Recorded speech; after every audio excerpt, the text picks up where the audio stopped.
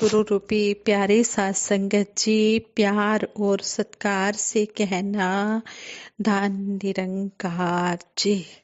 साथ संगत जी, संपूर्ण अवतार बानी में शहंशाह बाबा अवतार सिंह जी महाराज शब्द नंबर 37 की तरफ हमारा ध्यान दिलाते हुए हमें समझाते हैं, निरंकार जो चेते रखे हरदम चेहरे नूर रहे। निरंकार जो चेते रखे दुख हो दे तो दूर रहे।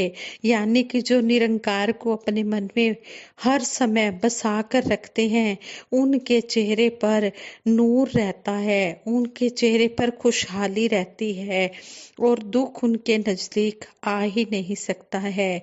ऐदी याद करे जो बंदा मनते ओदी जीत रहे। ऐदी याद करे जो बंदा हरदम निर्मल जीत रहे। जो निरंकार का एहसास हमेशा अपने मन में बना कर रखता है, कहते हैं कि वो कभी भी हारता नहीं है, उसकी हमेशा जीत ही होती है। क्योंकि कहते हैं मन जीते जग जीत है। जिसने मन को कंट्रोल में कर लिया है उसी की जीत होती है। और ऐसा मन को कंट्रोल में करना तभी संभव होता है जब सतगुरु के दिए हुए ब्रह्म ज्ञान पर पूरी तरह से जीव चल पड़ता है। और कहते हैं कि जो पूरी तरह से ब्रह्म ज्ञान पर अमल करता है, चल पड़ता है गुरु के बताए रास्ते पर, उसका जो मन होता है वो भी अंदर बाहर से पाक साफ होता है, वो साफ दिल का होता है। कहते हैं जब तक कायम है धरती, जब तक कायम कुल जहां, रहंदी दुनिया तिकर ऐसी संत जना दा कायम ना। जो संत महापुरुष होते हैं ये दुनिया के बातों से ऊपर उठकर इस निरंकार में हर समय अपना ध्यान लगा कर रखते हैं। तो कहते हैं कि जो ऐसे संत महापुरुष होते हैं इनका नाम हमेशा कायम रहता है। जब ये इस नश्वर शरीर को छोड़ देते हैं, जब इस ब्रह्म में लीन हो जाते हैं, तब भी इनका नाम चलता रहता है। धूड़ी ओदी मस्तक लाइए जिसनू एक सहारा है, अवतार कहे मैं बल बल जावा जिसनू राम प्यारा है। शहंशाह जी शब्द द्वारा हमें समझा रहे हैं कि ऐसे संतों महापुरुषों की चरण धूड़ी अपने मस्तक पर लगानी है, जिसको इस एक परमपिता परमात्मा का सहारा है, जो इस परमपिता परमात्मा से हर पल प्यार करता है, जिसके मन में हर समय ये निरंकार बसा है। कहते हैं कि ऐसे संतों महापुरुषों की चरण धूड़ी अपने मस्तक पर लगाने से पार उतारा हो जाता है।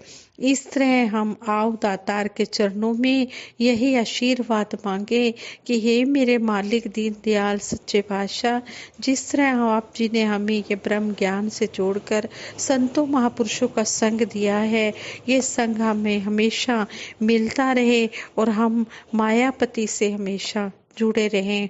इसी पर आधारित दासी विचार आप जी के चरणों में शेयर करने जा रही है, आप जी प्रमाण करना। कहते हैं एक बार कि कोई महात्मा बता रहे थे, कहते हैं कि टैक्सी ड्राइवर ने अपनी टैक्सी में हनुमान जी, मेहर देवी और शंकर भगवान जी का स्टिकर स्टेयरिंग के पास लगाया हुआ था। मैंने उससे पूछा कि इन तीनों देवताओं की फोटो लगाए हो, इनके स्टिकर लगाए हो, क्या इनमें से एक देवता तुम्हारे लिए काफी नहीं है? ड्राइवर ने कहा मैं इन तीनों को विशेष मानता हूँ। तो वो महापुरुष कहते हैं मैंने कहा कहीं मेहर देवी ने सोचा कि शंकर जी तो है ही, मैं बेफिक्र रहूं। शास्त्र कहते हैं कि आदि शक्ति शंकर जी की अर्धांगिनी है। सामाजिक अवधारणा के अनुसार पति के रहते पत्नी को फिक्र किस बात की? और भगवान शंकर जी सोच ले, जब राम भगत हनुमान यानी रुद्र अवतार हनुमान जी मैं ही हूँ, तो जब सेवक रूप से हनुमान जी स्वयं हैं तो मुझे इस तरफ ध्यान देने की कोई जरूरत नहीं। और हनुमान जी स्वयं भी समझ ले कि माँ जगत जननी जगदम्बा जहाँ हो तो भला किसी प्रकार की मुसीबत की क्या मजाल की उसके पास आ जाए। तो ड्राइवर साहब आप इस पर विचार करें। तो आप सुरक्षित होकर भी असुरक्षित हैं। ड्राइवर ने कहा कि क्या करूं, इसी प्रकार सभी गाड़ी वाले लगाते हैं तो मैंने भी लगा लिया।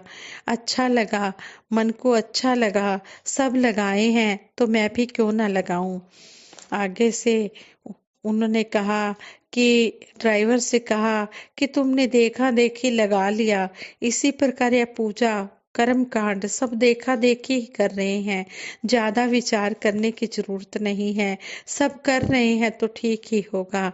आगे से वो ड्राइवर ने कहा ऐसा नहीं, सबको 1000 देवताओं की फोटो लगाने दो, तुम इनमें से। आगे से महात्मा ने कहा, मित्र, ड्राइवर को कहा, मित्र ऐसा नहीं है, सबको 1000 देवताओं की फोटो लगाने दो, तुम इनमें से कोई एक ही लगाओ, सब एक ही हैं। तुम टैक्सी चला रहे हो तो तुम ड्राइवर हो, कहीं अगर तुम गीत गा रहे हो तो गायक हो, अगर तुम दान दे रहे हो तो दानी हो, यानी तुम एक ही हो। यह सब नाम तुम्हारे विभिन्न कामों के कारण, गुणों के कारण लोग रख देते हैं। पैदा करने वाला ब्रह्मा, पालन करने वाला विष्णु, संहार करने वाला शंकर है। और यह कहते हैं कि हरि एक हरि कथा अनंता, गावे कहीं बहुत विधि संता। कहते हैं कि हरि परमात्मा एक ही है, इसकी कथाएं अनंत है, इसकी कहानियां अनंत हैं। कहते हैं कि ये जो संत महात्मा होते हैं ये बहुत ढंगों से, अलग अलग ढंग से ये गाते हैं, कहते हैं। तो आगे से वो महापुरुष कहते हैं, मैंने कहा राजेश, ड्राइवर से कहा, राजेश यह कलाई में लाल धागा बांधे हो, क्या देवी जी तुम्हारे साथ इस तुम्हारे, क्या देवी जी तुम्हारे इस हाथ के धागे में है, या तुमको कुछ निर्देश दे रही हैं। यह मात्र आपके देवी के प्रति आस्था का सिग्नल है, और जिस मात्रा में आपकी आस्था देवी जी पर होगी उसी मात्रा में यह फलदायक होगा। यदि तुम गहरे में उतर कर सोचो तो तुम स्वयं ही वही हो, किसी देवी या देवता को बाहर से आने की जरूरत नहीं, यह आत्मा ही परमात्मा है। परम चेतन सता जीव ही ब्रह्म है। मन बुद्धि अहंकार इसके सूक्ष्म अंग हैं। इंद्रियां घोड़े हैं, 5 इंद्रियां, आंख कान नाक जीभ त्वचा। भगवान श्री कृष्ण जी बार बार मन को कंट्रोल में करने की बात करते हैं। कहते हैं कि मन को बुद्धि में स्थित करो। मन को अधिक कंट्रोल करने में विवेक का बड़ा स्थान है। और विवेक कहाँ से मिलता है? विवेक सत्संग में मिलता है। इस बोध की गहराई में आकर शंकराचार्य जी ने कहा है, अहम ब्रह्मस्मि। मंसूर ने कहा है, अनलहक, मैं ही परमात्मा हूँ, मैं ही खुदा हूँ। जैसे 1000 वाट के बल्ब पर काला कंबल डाल दिया जाए तो रोशनी लुप्त हो जाती है, और कंबल हटाते जाओ तो जैसे जैसे कंबल हटता जाएगा रोशनी आती जाएगी, और कंबल हटने पर लुप्त प्रकाश अपनी सही दिशा में प्रकाशित हो जाएगा।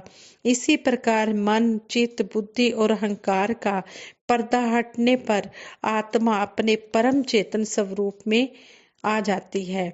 संत इसी बोध में होकर अपना पूरा जीवन सहज अवस्था में जीते हैं। यह बात यदि आपकी समझ में आ भी रही हो तो थोड़ी देर बाद जाती रहेगी।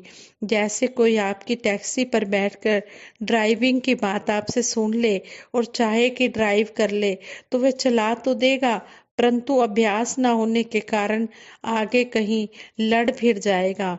इसलिए सत्संग की बात कही जाती है। सत्संग में आने पर धीरे धीरे आत्मा आत्मा अज्ञानता रूपी कंबल की मात्रा हटाती जाएगी। कहते हैं कि सत्संग में आने से ही ये अज्ञानता का पर्दा दूर होता है। सत्संग में आने से ही विवेक बुद्धि आती है। करते करते अभ्यास के जड़मती हो सुजान, रसरी आवत जाते सिल पर परत निशान। इसीलिए तो सतगुरु हर पल हमें समझाते हैं कि हमने सत्संग में आना है। सत्संग में आने से हमारा अभ्यास होता है, हमारी आत्मा को मजबूती मिलती है। जिस प्रकार शरीर को साफ करने के लिए हम नहाते हैं, इसी तरह आत्मा को भी साफ करने के लिए, आत्मा को भी मजबूत बनाने के लिए, जिस प्रकार शरीर को स्वस्थ रखने के लिए हम नहाते हैं, उसी प्रकार आत्मा को भी मजबूत रखने के लिए, स्वस्थ रखने के लिए सत्संग करना बहुत जरूरी है। परमात्मा काशी, मक्का, मदीना, विंध्याचल में नहीं मिलेंगे, यह तो जानकर भक्ति करने से मिलेंगे। यह तो कण कण में व्यापक है, या यूं कहिए कि यह सारा संसार प्रभु में समाया हुआ है। भगवान श्री कृष्ण जी ने गीता में कहा है कि मेरे सिवाय किंचित मात्र भी कोई वस्तु लेश मात्र नहीं है। यह सारा ब्रह्मांड मणियों के समान मुझ में गूथा हुआ है। यह तो हम है कि राम को अलग और अपने को अलग मानते हैं। यह शरीर रूपी आवरण आत्मा और परमात्मा के बीच माया रूप है। जैसे गुब्बारे हवा में उड़ रहे हैं, फूट गए तो उसकी रबड़ नीचे गिरी, हवा हवा में मिल गई। इसी प्रकार इस शरीर रूपी गुब्बारे की गति है। शरीर जब नष्ट हुआ तो आत्मा परमात्मा के स्वरूप हो गई। ध्यान रहे, गुब्बारे की हवा की तरह जीव आत्मा परमात्मा में नहीं मिलती, क्योंकि गुब्बारा हवा की जड़ है। जीव आत्मा चेतन का स्वरूप है, मन बुद्धि और संस्कारों से युक्त है। पूर्ण संत की ही आत्मा परमात्मा में विलय होती है। बाकी जो अज्ञानता में संस्कार युक्त हैं, उनकी कर्म अनुसार अलग ही यात्रा बनती है। परमात्मा अचल अडोल और एक रस है और नित्य है। वह कहाँ चलेगा? चलते तो हम आप हैं, और जो सर्वत्र विराट में व्यापक है, इसके सिवाय आगे जगह कहाँ है जहाँ चलेगा? ये चारों ओर समाया हुआ है, सर्वव्यापक है। आगे से उसने ड्राइवर ने कहा, हम टीवी में देखते हैं भगवान शंकर जी प्रकट हुए, भगवान विष्णु जी आए, देवी जी प्रकट हुई, वहां आपकी बात हमको बहुत खटक रही है। आगे से महात्मा ने कहा, प्रिय राजेश, यह सब जितने देवता हैं एक भिन्न भिन्न स्टेज के ऑफिसर हैं। जैसे विभागों के मंत्री होते हैं, वैसे ये सब हैं। वह आपको संसारिक सुख भले दें, परंतु मुक्ति नहीं दे सकते, क्योंकि शास्त्र कहते हैं कि यह तन कर फल विषय न भाई, स्वर्ग हूँ स्वल्प अंत दुखदाई। ये सारे देवता थोड़ी देर के लिए पुनर्जन्म रोककर स्वर्ग में सभी सुखों को दे सकते हैं। जैसे चौपाई में भी स्पष्ट बताया गया है कि एक संत काबा गए इसी बात का भ्रम दूर करने के लिए। काबा के मुख्य द्वार की तरफ पैर करके लेट गए। लोगों ने देखा, ऐतराज किया, भला इस आदमी को क्या हो गया है। लोगों ने काबा की ओर से संत जी को दूसरी दिशा में पैर करने के लिए कहा। संत जी ने परमात्मा को सर्वव्यापक देखते हुए जिधर भी उन लोगों ने कहा उधर ही पैर कर दिए, और कहने लगे कि लोगों ने संत का पैर पकड़कर दूसरी दिशा में कर दिया। लोग यह देखकर हैरान हो गए कि जिधर भी संत जी के पैर जाते पूरा काबा उधर ही घूम जाता। संत ने परमात्मा की सर्वव्यापकता को सिद्ध करते हुए नई चेतना प्रदान की। भगवान श्री राम जी आए, भगवान श्री कृष्ण जी आए, जब चले गए तब खोज शुरू हुई, परंतु ब्रह्मज्ञानी को छोड़कर उनका आना जाना कोई जान नहीं पाया। संत कबीर दास जी, पलटू जी, सहजो भाई जी, रैदास आदि को लोग नहीं जानने देंगे। पूजा पाठ कर्म कांड में जीवन भर उलझाए रहेंगे। भगवान श्री कृष्ण जी गीता में कह रहे हैं, शरीर रथ है, मन सारथी है, इंद्रियां घोड़े हैं, जीव आत्मा सवारी है। सारे रूप हैं, गहने से रूप निकाला सोना बचा, फोटो से रूप निकालो कागज बचा, मूर्ति से रूप निकालो माटी बची, कपड़े से रूप निकालो रुई बची, शरीर से रूप निकालो क्षिति जल पावक गगन शमीरा और आत्मा बची। परमात्मा भी जब पृथ्वी पर उतरा है तो वह आत्मा से ही शरीर में आया। परमात्मा होकर शरीर में आना कठिन है, और यदि परमात्मा होकर किसी तरह आ भी जाए तो लोगों को पहचानने में दिक्कत होगी। लोगों तक अपनी बात कहने के लिए इस शरीर रूप में आना पड़ता है। परमात्मा शरीर में जीवात्मा स्वरूप ही आएगा, पूरी तरह जागा हुआ ही रहेगा। सारे वीटो पावर्स उसके साथ रहेंगे, लेकिन रहेगा वह आत्मा स्वरूप ही देहधारी। जिस तरह भगवान श्री कृष्ण जी आए, भगवान श्री राम जी आए, वह सारी क्रियाएं करते थे जो एक आदमी करता है। जिस तरह हमारे वक़्त के सतगुरु माता सुदीक्षा जी महाराज हैं, यही परमपिता परमात्मा है, यही सतगुरु है, यही परमात्मा है। सतगुरु और निरंकार में कोई भेद नहीं है। ये मानव रूपी चोला लेकर आए हैं, इनके अंदर सारी पावर्स हैं। हम इनको कभी भी साधारण मानव नहीं समझे, ये परमात्मा है। ये हमें ये समझाने के लिए, आत्मा परमात्मा की बात समझाने के लिए पूर्ण सतगुरु मानव चोला लेकर आते हैं, और आत्मा परमात्मा की बात समझने के लिए जीव को पूर्ण सतगुरु के पास जाना पड़ता है, क्योंकि रंग तभी चढ़ता है। इस तरह हमारा संत निरंकारी मिशन हमें पूरी तरह से स्पष्ट करके यह ब्रह्म ज्ञान दे रहा है। समय के सतगुरु अपने ज्ञान प्रचारकों के माध्यम से और स्वयं भी देश विदेश जाकर इसी ज्ञान का प्रचार कर रहे हैं। इसलिए आओ दातार के चरणों में आकर अपने सारे भरम भुलेखों को खत्म करो, इस ब्रह्म ज्ञान को पालो। देवी देवता सब कुछ दे सकते हैं, लेकिन मुक्ति नहीं दे सकते। मुक्ति वक्त का सतगुरु ही दे सकता है। इसलिए हम सतगुरु के चरणों में आकर इस परम पिता परमात्मा को जान ले और अपना मोक्ष प्राप्त कर ले। साथ संगत जी, प्रेम से कहना, धन निरंकार जी।